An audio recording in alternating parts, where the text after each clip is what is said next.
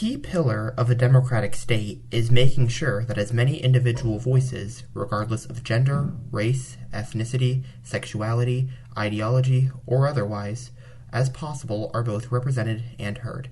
This includes states' electoral systems being designed to have everybody's vote matter, as well as ensuring that a state's residents' basic civil rights and civil liberties are protected.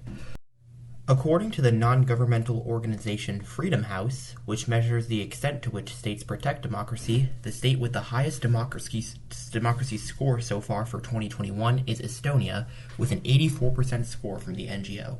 According to Freedom House, despite a very slight decline in the state's democracy score, which can be attributed due to instability in the government and outside attempts to undermine Estonia's response to the COVID-19 pandemic, quote, "The country's democratic accountability and electoral processes functioned well. Media are free, civil rights are widely respected, courts are independent, and the rule of law is speedy and effective," end quote. A reason Estonia is ranked higher than any other state in terms of its democracy is its parliament, or the Riigikogu. Citizens' representation in the Riigikogu is determined proportionally. Each citizen votes for the party that best represents them, and the number of votes each party gets helps determine how many seats in the Riigikogu it will hold. This way, more voices are heard, and more voters have greater representation in the legislature. Estonia's system of proportional representation stands in contrast with the first-past-the-post electoral system of other states, such as the United States.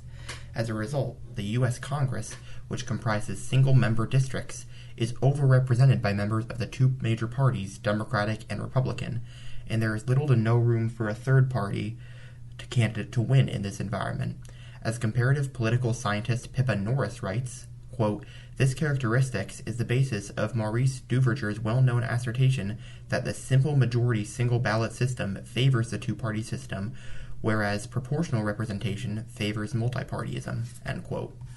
In the U.S., the voters are clear in their distaste for the two-party duopoly, with support for a third party at an all-time high, with more than 3 out of every 5 Americans believing that a new party is needed.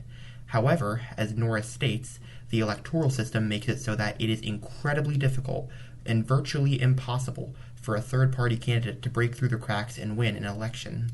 This represents the major flaw with single-member legislative districts, and why state governments with such, including the U.S., must switch to having a legislature with multiple members per district.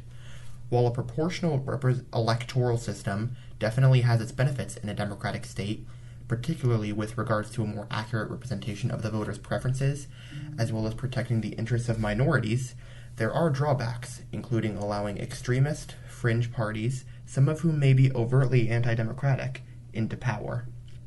Another way of achieving multi-member districts in the U.S. Congress has been proposed in the form of the Fair Representation Act.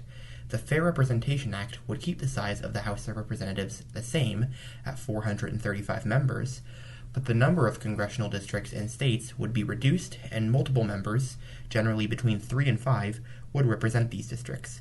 For example, in Massachusetts, a state currently with 9 districts, the number of districts would be reduced to 3, and each one would have 3 representatives. These representatives would be elected via what Fair Vote, the organization that advocates for the passage of this bill, describes as proportional ranked choice voting, otherwise known as single transferable vote, where voters rank the candidates in order of their preference. Fair Vote echoes claims made earlier about how single-member congressional districts may exclude many voters from representation in government, including women and people of color. In addition to expanding the size of districts, the bill would eliminate partisan gerrymandering, which allows politicians in state legislatures to draw the congressional maps in their party's favor. This is yet another example of the cracks in the supposed democracy of the U.S. In fact, courts in pivotal battleground states, such as Pennsylvania, have ruled that the parties that control the legislature in those states have unfairly rigged the maps in their favor. Multi-member legislative districts are vital for representation of all demographics of voters in a democratic state.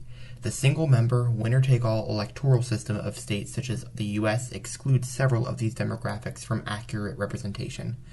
Whether it be proportional representation or district representatives being chosen via an alternative method such as ranked voting, in order to become more democratic, to better represent the will of the people, and to ensure that all voices are heard in the decision-making process when managing conflicting interests, states must adopt multi-member congressional districts.